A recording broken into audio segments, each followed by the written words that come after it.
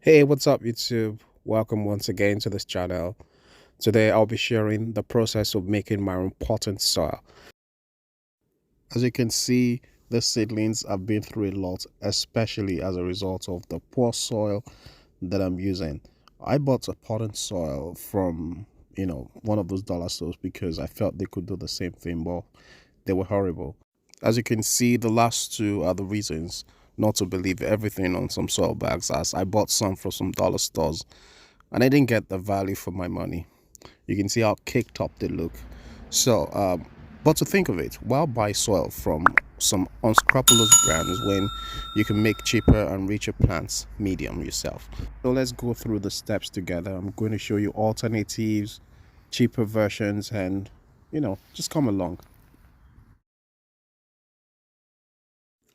One of the most important material you will need is the peat moss.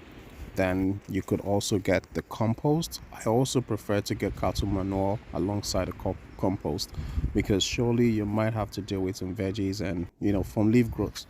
The perlite you can do without this because you need the aeration and for drainage purposes.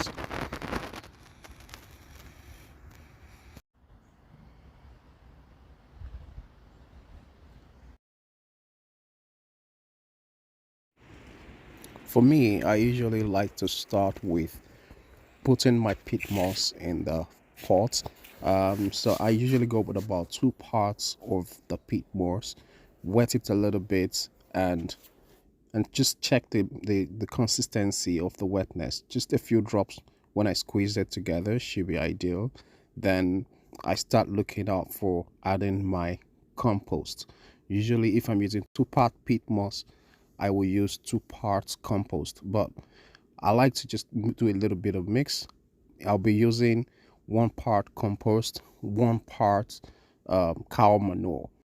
So at this point, I started with 1 part compost. So I'm using the warm casting, and I can't emphasize how rich this is.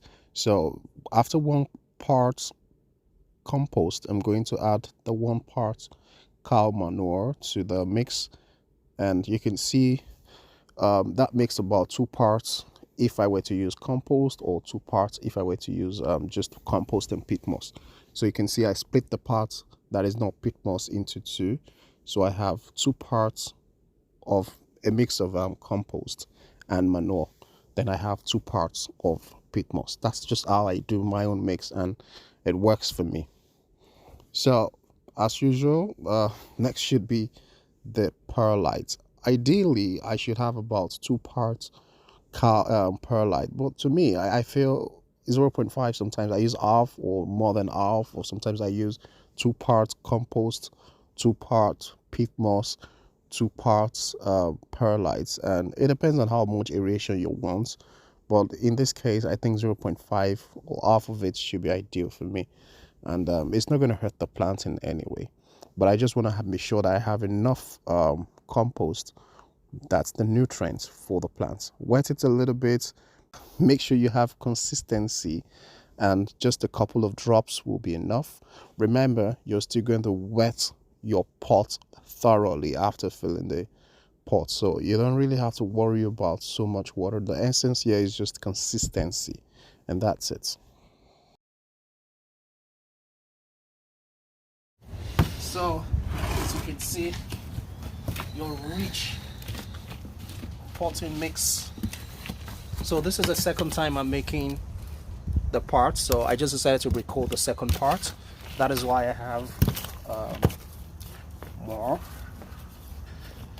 Yeah, and you can start potting this actually.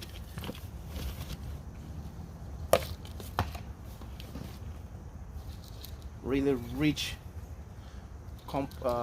potting soil with some nice organic materials in it too, which you surely like this. Your plants will really love this. And that's all, folks, bro.